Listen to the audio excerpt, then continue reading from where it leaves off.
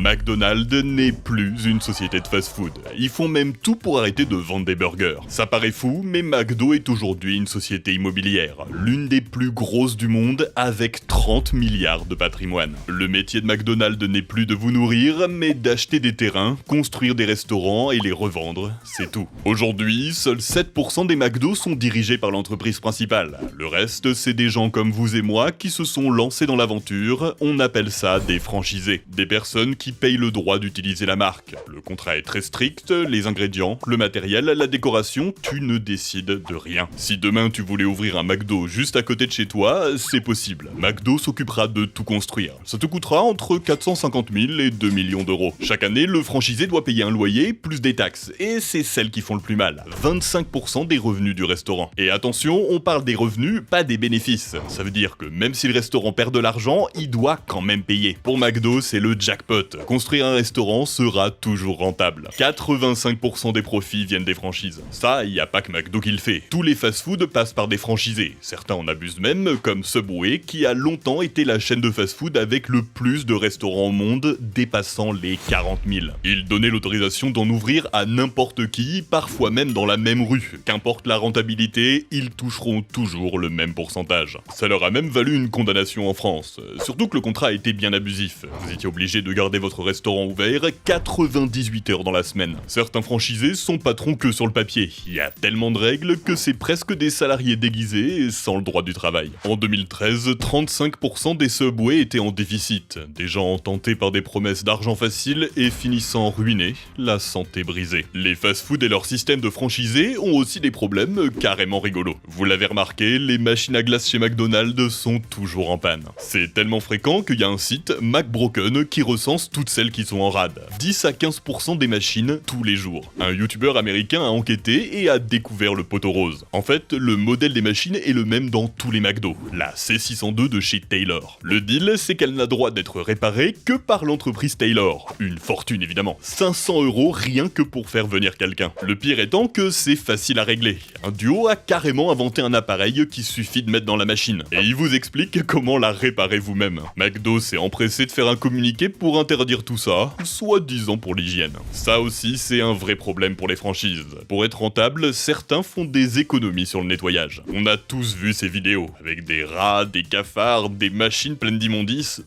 En 2010, une étude montrait que la moitié des machines à soda étaient contaminées de matière fécale. Ce qui nous amène au dernier problème des franchises, la pression financière. La marque met la pression au franchisé, qui lui la met au manager, qui répercute ça sur les employés au salaire minimum. Le métier fait pas rêver, en plus ils sont en sous-effectif à faire le boulot de 3 personnes. Toutes vos actions sont chronométrées avec des alarmes qui sonnent continuellement pour vous mettre la pression. Des tas de témoignages racontent comment on interdit aux employés de boire de l'eau ou d'aller aux toilettes pour maintenir le rythme. Quasi tous les contrats sont à temps partiel, mais sans horaire fixe. Les managers adaptent les plannings en fonction de l'affluence, donc faut être disponible tout le temps, même quand on travaille pas. Impossible de s'organiser pour prendre un deuxième job, alors que c'est essentiel pour beaucoup de gens. Et c'est une vraie stratégie, hein. Prendre des jeunes qui connaissent pas leurs droits, se donnent à fond, et une fois qu'ils sont bien cramés, on les change. Dites-vous qu'un Américain sur 8 aura un jour travaillé à McDonald's dans sa vie. Pour mieux les payer, faudrait réduire la taxe des 25% que prennent les franchises.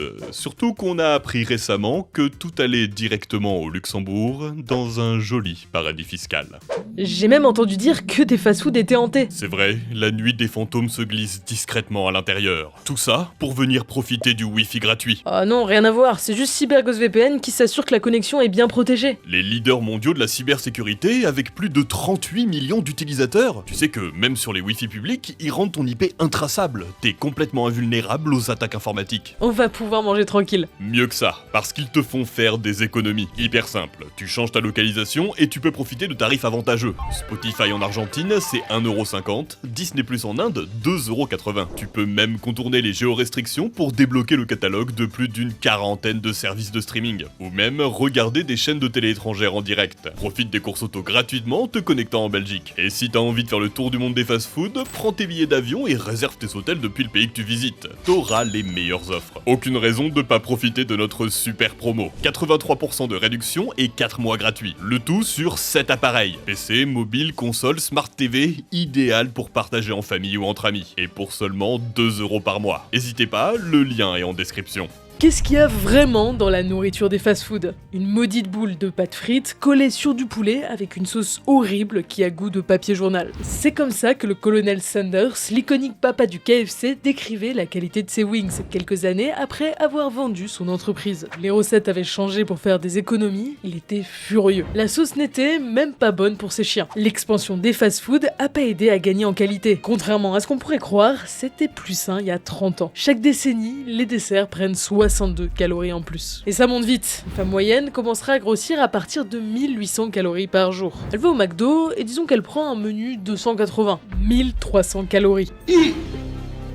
Pourquoi on s'ajouterait pas un petit wrap pour l'entrée? Un McFlurry, M&M's nappage caramel pour le dessert. On est déjà à 2000 calories. C'est comme si vous aviez mangé 2 poulets rôtis. Il faudrait qu'elle court pendant 30 minutes pour brûler les 200 calories en excès et ne rien manger d'autre de la journée. Pour cacher ça, les fast-food aiment bien être un peu flous sur les valeurs nutritionnelles. Sur le site de KFC, par exemple, 5 tenders, c'est autant de calories que 20. Pourquoi? Parce que 20, c'est une portion pour 4 personnes. Alors on divise aussi par 4 les calories. Malin. Et là, on n'a pas encore parlé des ingrédients. Chez McDo, on fait beaucoup de pubs sur la qualité des produits. Les pommes de terre sont françaises, la viande aussi. On a presque l'impression qu'ils achètent au fermier du coin. On va voir ça, regardons la composition des produits. En France, on voit juste écrit pain. Au Canada, ils sont plus transparents. Le pain contient jusqu'à 19 ingrédients. Combien?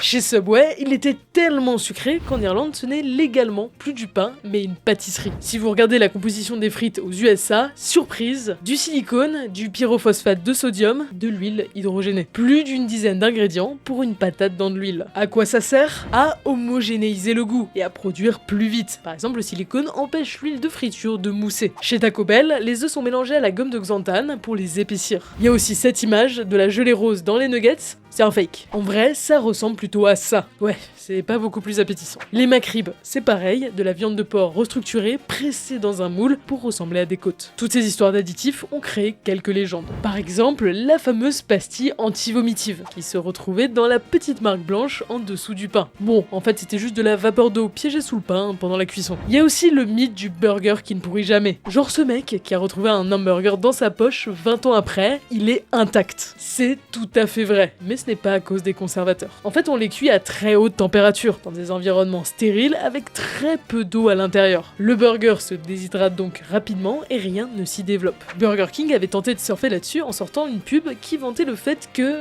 leur burger pourrissait. Soi-disant parce que c'est plus naturel, bon, ça coupe l'appétit, les ventes ont chuté, ça a été un désastre. Étrange, cette erreur quand on connaît la vérité. Les secrets marketing des fast-food. McDonald's, en plus d'être l'un des plus grands empires immobiliers, est aussi le premier distributeur de jouets au monde. En France, c'est même le premier distributeur de livres jeunesse. Tout ça grâce au Happy Meal. Il s'en vend plus d'1 milliard chaque année. C'est parti d'une idée simple. Les enfants n'ont jamais assez faim pour les menus adultes. La solution a été trouvée par Yolanda Fernandez, qui tenait le tout premier McDo du Guatemala. Elle a créé un menu enfant pour simplifier la vie des mères de familles nombreuses. Ça a fait du bruit jusqu'aux USA. Ils décident de s'inspirer des boîtes de céréales avec de jolis jouets dedans, et voilà, en 1979, le Happy Meal est né. Les premiers jouets étaient carrément simplistes. Un pochoir, une toupie, un bracelet ou encore une gomme. Heureusement, ils trouvent un partenariat avec Star Trek, et c'est le début de la gloire. Depuis, on a tout eu. Hot Wheels, Playmobil, Mon Petit Poney, Disney. Quand j'ai revu les toupies Pokémon, les Furby ou les mini-jeux vidéo, ça m'a presque donné envie d'en recommander. Certains jouets Happy Meal valent aujourd'hui une fortune, comme les Teeny Beanie, l'inspecteur Gadget ou les Power Rangers. Après, c'était pas toujours une réussite. Une brosse à dents avec Colgate, des lunettes creepy, des outils de jardinage...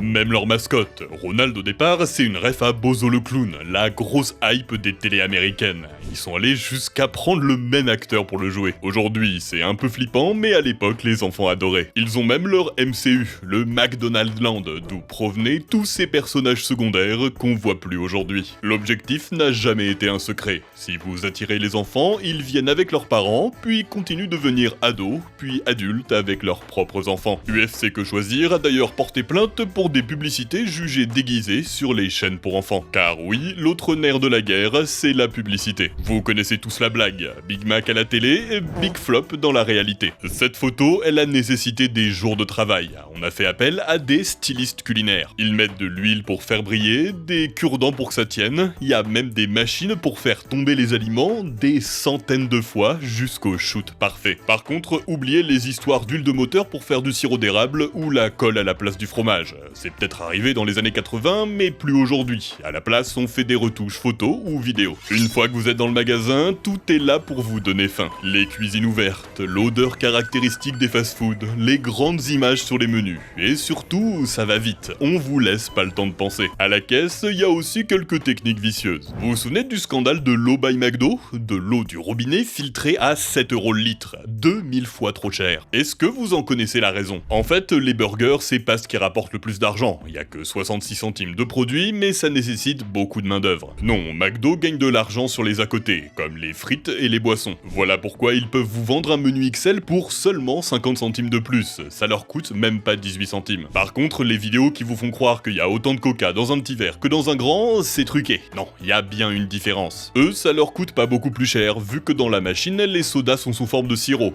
Du sirop de coca qu'on a juste mélangé à de l'eau gazéifiée en direct. On a aussi remarqué que les clients dépensent 20% de plus quand ils commandent à la borne. Alors on fait tout pour que vous n'ayez plus envie de parler à un vendeur. Malheureusement, cette orgie alimentaire a des conséquences. En 2019 en France, les fast-foods ont jeté plus de 60 000 tonnes de nourriture, de quoi nourrir un quart de nos SDF sur la même période. Alors évidemment tout ça c'est pas un appel au boycott. De temps en temps, un petit fast-food ça fait plaisir. Juste vous devez prendre conscience des biais que le marketing fait naître en vous. Prendre les décisions en conscience, c'est comme ça qu'on enlève le con de consommateur. Merci de nous avoir suivis. Si ça vous a plu, on a la suite qui arrive sur un autre endroit que vous fréquentez beaucoup. Encore merci à CyberGhost VPN. Protection et économie en contournant les géorestrictions, avec eux internet n'aura plus de secret pour vous. Seulement 2 € par mois grâce au lien en description. Abonnez-vous pour ne rien manquer, likez pour nous soutenir. Allez les amis, ciao.